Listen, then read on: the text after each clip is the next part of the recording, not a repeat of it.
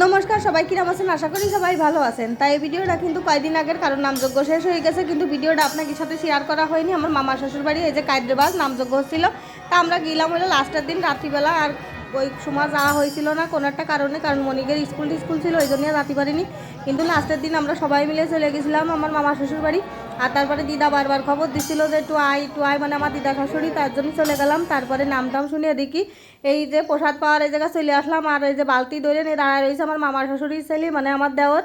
এ হলো ভাত ঠাত দিচ্ছে। আর এই যে আমরা কিন্তু খাতি বসে গেছি আমার ছেলে পেলে নিয়ে।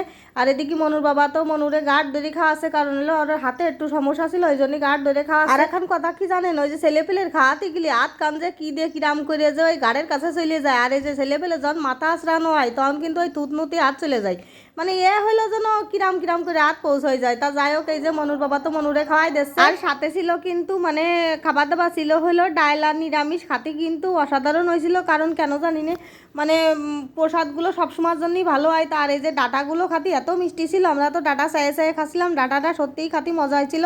এই যে ডাটাটা খাচ্ছি আর এই ভিডিওটা করে দিচ্ছে কিন্তু আমার মাসি শাশুড়ি। আর এখন এই যে খাওয়া দাওয়ার পর্ব শেষ করে চলে যাব হইলো বাড়ি। আর এদিকেই হলো মানে সবার সাথে দেখা সাক্ষাৎ করতে আমি মামা শ্বশুর বাড়ি তখনও যাই পারিনি, কারণ উঠেই আমি নামযজ্ঞই চলে গেছি আগে। আর এই যে আমার দুই মাসি আমাকে পাহারা দিচ্ছিল, কারণ দুই ছেলে সাথে ছিল, তো ওই জন্যই দুই ছেলের সাথে দুই মাসি, বুঝেছেন।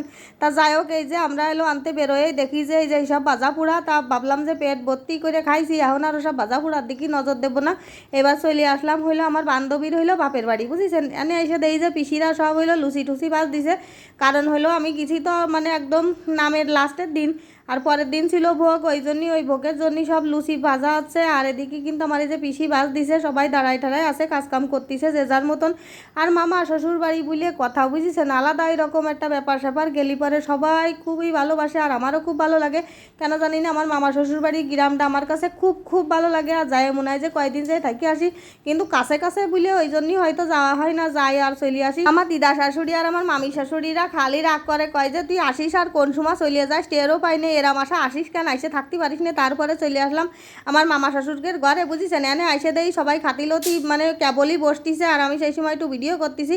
আর এই সব কিন্তু আমার মামি শাশুড়ির দল। আর এই যে মাঝখানে এই যে উনি খাচ্ছেন না, ওই যে হালকা সাদা সাদা কালারের শাড়ি, ওইটা হলো আমাকে দিদা।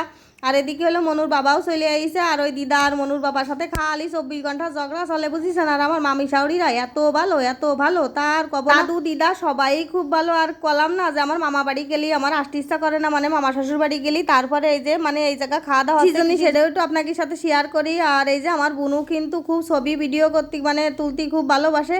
আর এই জায়গা খাওয়া দাওয়ার কারণ হলো এই জায়গা হলো দলেরা খাওয়া দাওয়া করতেছিল, আর বাবাজিও এই জায়গা খাওয়া দাওয়া করেছে, সেই জন্যই।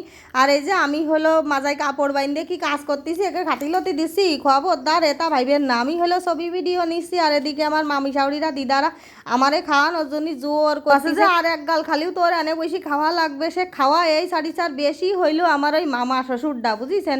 ওই যে মামা শ্বশুরির কোনায় আমরা উঠিছি আর কি, সেই মামা শ্বশুর দরিয়া বাইন্দে এক পর্যায়ে সেই অল্প কটা ভাত আমারে খাওয়া এই চাইলো। তবে মানে এ জায়গায় রান্নাবান্নাও সে অসাধারণ হয়েছিল, খুবই ভালো লাগলো। বললাম না মামা শ্বশুর বাড়িটা এরকম, আর কপাল করে এরকম একটা শ্বশুর বাড়ি পাইছি। মামা শ্বশুর বাড়ি সব দিকেই মিলায় সব কিছুই অনেক সুন্দর। তারপরে অন্তে আমরা বেরোই চলে আসলাম, আসতে তো ইচ্ছা হচ্ছিল না, তারপরেও মেলা রাত্রি কিন্তু আমরা বাড়ি ফিরেছি। আর এই যে রাস্তার দুই ধার দিয়ে কিন্তু মেলা বইছে, দেখতে বেশ ভারী কায়দার লাগছিল। যাই হোক, আমার এই ভিডিওটা যদি আপনাদের কাছে ভালো লেগে থাকে অবশ্যই কিন্তু একখান লাইক কমেন্ট শেয়ার সাবস্ক্রাইব অবশ্যই করে যাবেন, বুঝেছেন। আর অবশ্যই কিন্তু ভালো থাকবেন, সুস্থ থাকবেন, টাটা।